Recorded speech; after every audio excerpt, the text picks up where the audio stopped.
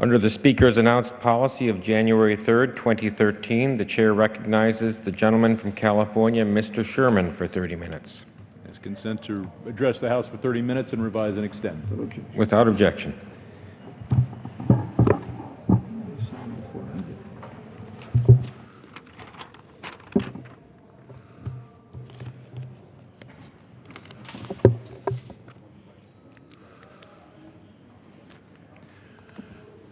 Mr. Speaker, I rise today to address the events in the Middle East and with ISIS, and I want to address three separate areas.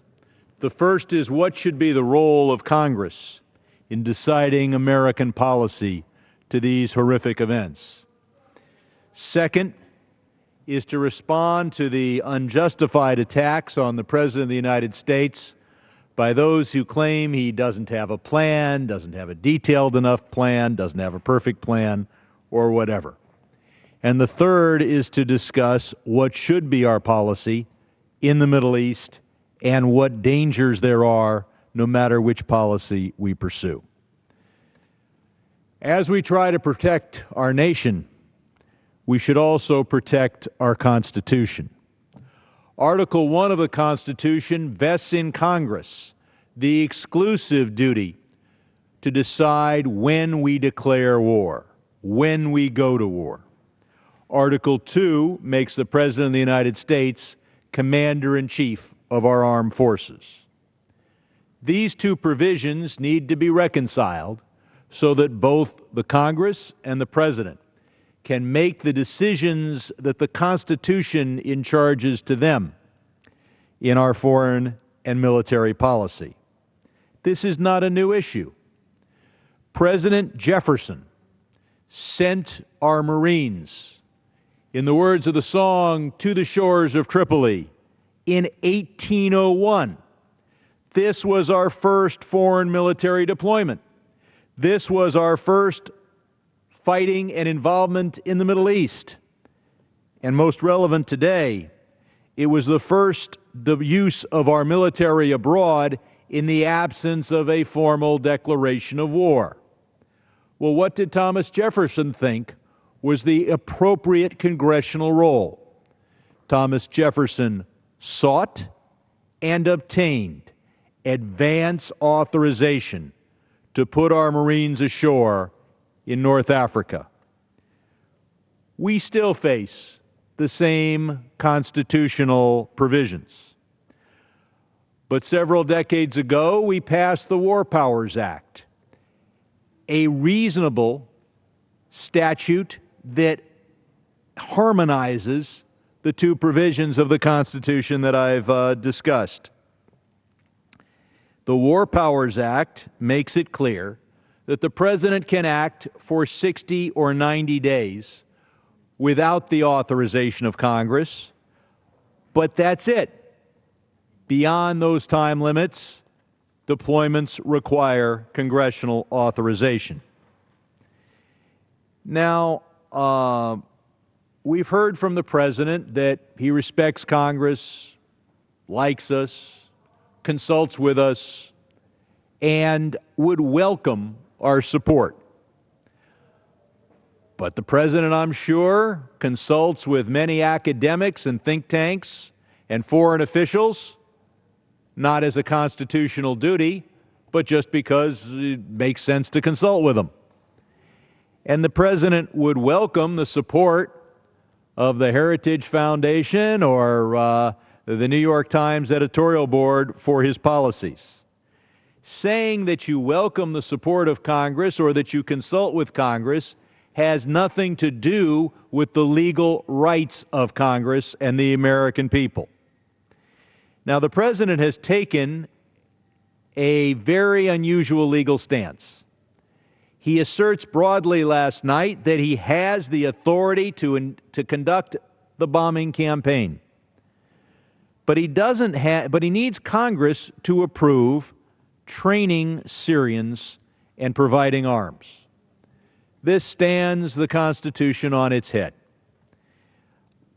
The President's, the main decision to be made here is whether we put our pilots and or soldiers in harm's way, whether we wage war and cause casualties and perhaps incur casualties.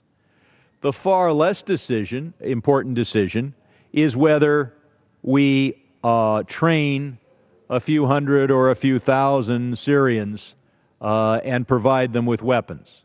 Keep in mind, this training and arming of Syrians has occurred for well over a year without congressional authorization. What's happening here is the President wants us to vote in favor of his plan, or to take a vote of Congress and claim it's a vote in favor of his plan, when in fact we would only be voting on the smallest part of that plan, and that is whether, without any risk of casualties to ourselves, without any risk that we'd be directly causing casualties in the Middle East, to provide training to Syrian rebels. This is hardly what the Constitution requires. Today, in response to my questions, the President's Deputy National Security Advisor explained for the first time from this administration why they think they have authorization to bomb Iraq and Syria without any further action from Congress. He cited the authorization to use military force passed on this House 13 years ago in response to the tragic events which occurred 13 years ago to this day. When Congress authorized going after al-Qaeda, we never envisioned that that authority would be used in this manner.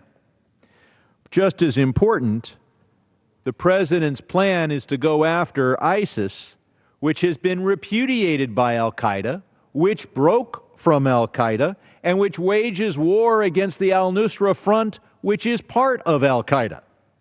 It is difficult to say that an authorization to use force against al-Qaeda is an authorization to use force against those who are fighting al-Qaeda. But it's a technical argument. On the President's side, you can say that when al-Qaeda splintered, and that all the splinters constitute part of the organization that attacked us 13 years ago to this day. That is why Congress needs to revise the authorization to use military force in 2001. We passed it for one purpose. Is it going to be there for 100 years? Is it going to authorize things we never imagined? Or shouldn't Congress define what it is we are authorizing under today's circumstance? The other argument raised by the President's Deputy National Security Advisor is that the authorization to go to war against Saddam Hussein somehow applies to this situation. A reading of that resolution clearly shows that it is confined to Iraq and would not justify that portion of the President's plan, a necessary portion that involves bombing Syria.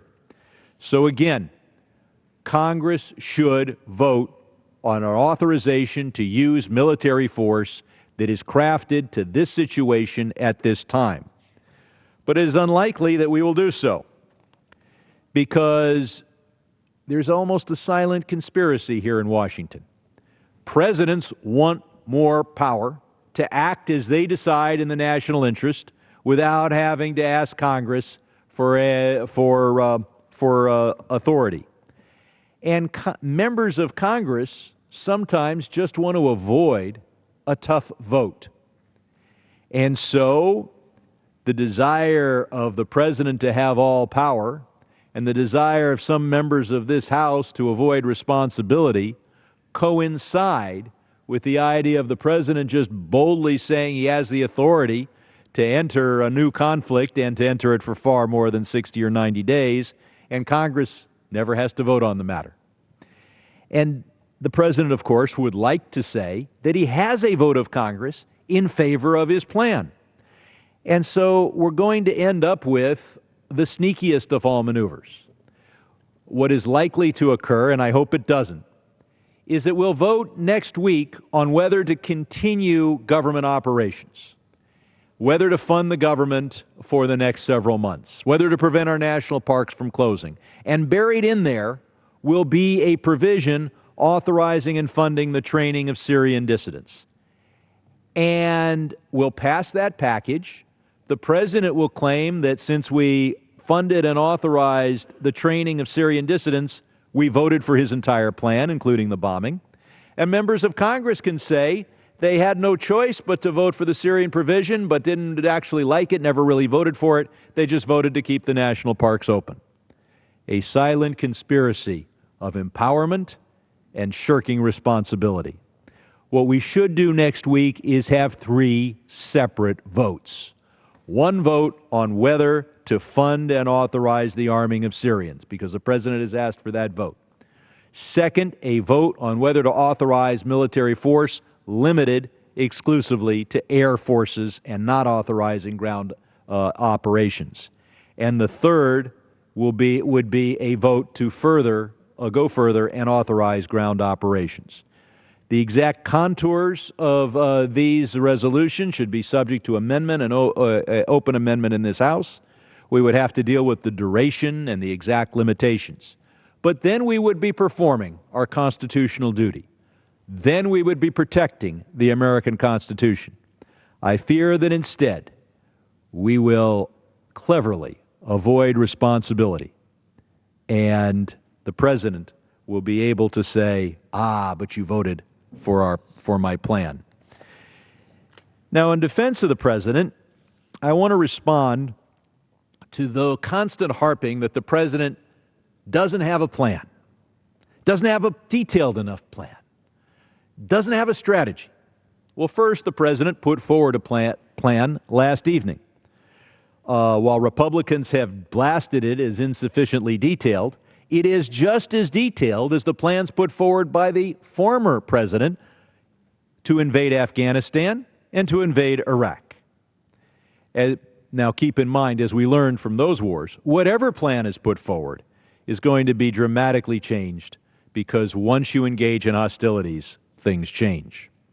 Second, if the president were to provide as much detail as some hyper-partisan Republicans are demanding, he would then be attacked for revealing our strategy, our tactics, and classified information.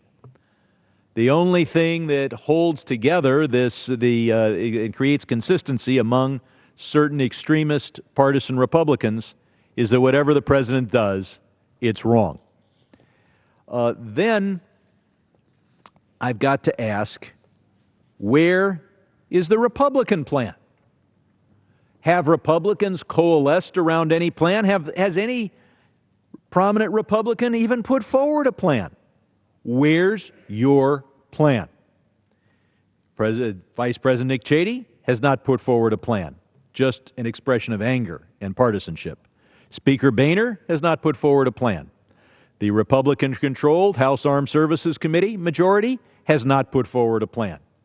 And there are a host of think tanks here in Washington that could aid Republicans in drafting a plan, yet the Republicans have yet to even discuss their own plan, let alone coalesce around a Republican plan. It seems like the Republicans do have a plan. Their plan is to reap political advantage from this crisis in the Middle East while avoiding any responsibility for making decisions. The Republicans are politically clever. And when I say Republicans in this speech, I'm referring only to the hyper-partisan Republicans who have engaged in the activities that I describe. These Republicans understand that no one can draft the plan the American people really want. Americans want a plan that guarantees the immediate and total destruction of ISIS without significant American casualties. And so hyper-partisan Republicans can constantly berate the president because he doesn't have a guarantee. He isn't offering immediate and total destruction. He does have a plan designed to avoid American casualties. Instead, we get a suggestion that somehow this guaranteed, no-cost, immediate, total victory would be achieved if only we had a different president. I think it's time for Congress to stop harping about whether the president has a plan. He has put forth a plan. Now, Congress must exercise its constitutional role in defining what authorizations the president is going to be granted and what portions of his plan are going to be authorized. I look forward, I hope, though doubt, to a serious debate on the floor of this House where we will discuss and vote on and amend and vote on the amendments of a resolution dealing with whether to arm Syrians and train them, with a resolution as to whether to have a long-term, perhaps a multi-year, perhaps, bombing campaign against ISIS, and whether the president is authorized to use ground forces. Finally, I want to focus on the Middle East itself and how complicated the situation is. And I want to praise the president not only for his decisive action, but also for his wise caution. Because the situation we face in the Middle East is far more complicated than the president's detractors would let on.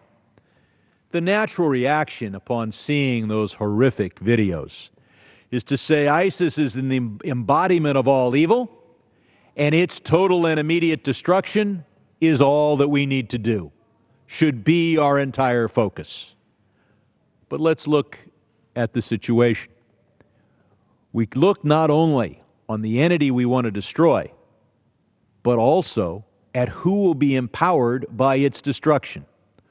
Who is on the ground in Syria and the Sunni areas of Iraq that is fighting ISIS and stands to gain if ISIS is destroyed? If we make the list, we see entities that are nearly as evil as ISIS and are, if anything, more capable of hitting our homeland, hitting Europe, hitting targets outside the Middle East than ISIS itself. First, we see that ISIS is engaged in war with the al-Nusra Front. Al-Nusra is a dedicated branch of al-Qaeda, one of its more capable branches. And so the destruction of ISIS will, to some degree, empower al-Qaeda and al-Nusra, since they are both rivals in fighting for support among extremist Sunnis. Second on the list of ISIS foes is the Assad regime.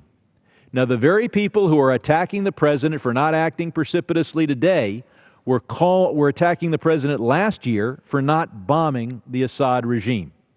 So they attack him last year for not bombing Assad, and this year for not bombing Assad's number one enemy. The only consistency here is you're attacking the president for not bombing somebody. The fact is that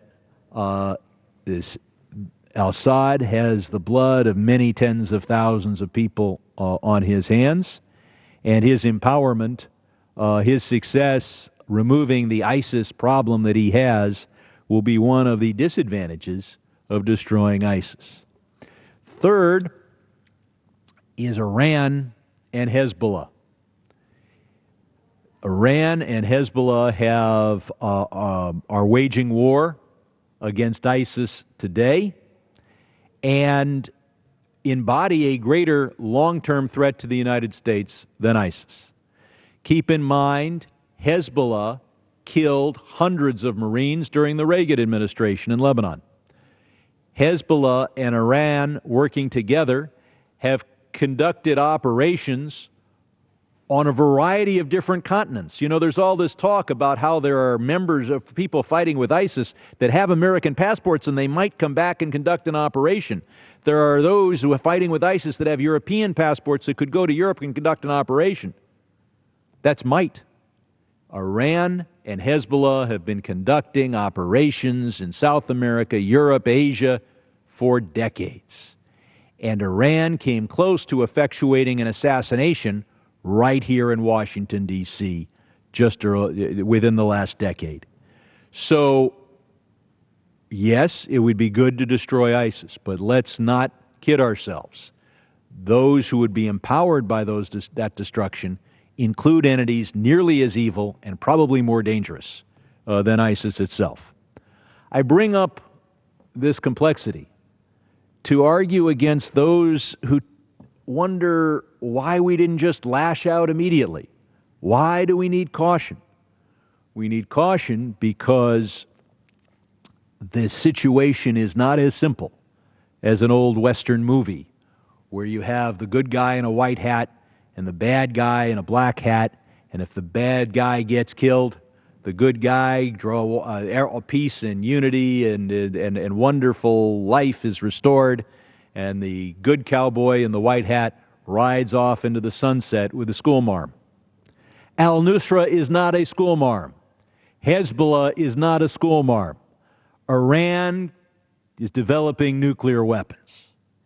The Middle East is not near as simple as the president's detractors pretend.